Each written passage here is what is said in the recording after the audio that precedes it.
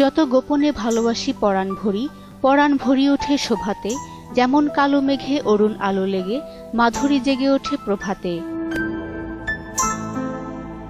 এভাবেই ভালোবাসার জয়গান লিখেছেন বিশ্বকবি রবীন্দ্রনাথ ঠাকুর।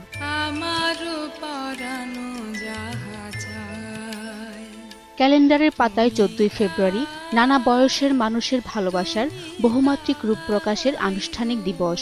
মনে লাগে দোলা, ভালোবাসার রঙে রঙিন হয় হৃদয়। দিনটিকে ঘিরে অনুষ্ঠান আয়োজনেরও কমতি নেই।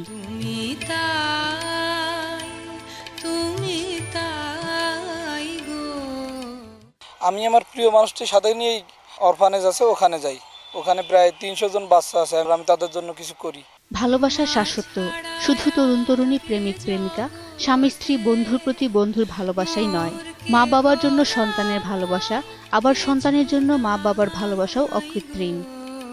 বাবা মার জন্য এক্সট্রা ভাবে গিফট নিয়ে আসি, ফুল নেওয়া যায়, কার্ড কিনে এনে সবাইকে দেই, ফুল দেই, গিফটস দেই। ছোটখাটো একটা প্ল্যান করে আমরা ওইখানে থেকে ফ্রেন্ডরা মিলা কথাবার্তা বলে আড্ডা দিই। এইভাবে শুধু মানুষে মানুষেই নয়, ফেব্রুয়ারির এই সময়ে পাখিরা তাদের জুটি খুঁজে বাসা বাঁধে।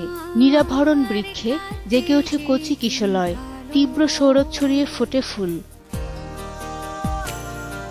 সাক্ষাতে কিংবা মুঠোফোনের মেসেজ, ইমেল অথবা অনলাইনের ভালোবাসা বিনিময়ের পাশাপাশি প্রিয়জনকে উপহার দেয়া নেয় আপ্লুত সবাই।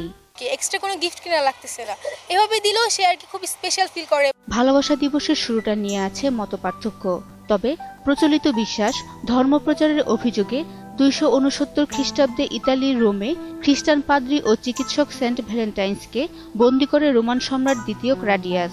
14ই ফেব্রুয়ারি তাকে হত্যা করা হয়। পরে 496 সালে এই দিনটিকে ভ্যালেন্টাইন্স ডে ঘোষণা করেন পোপ সেন্ট জেলাসিও প্রথম জুলিয়াস।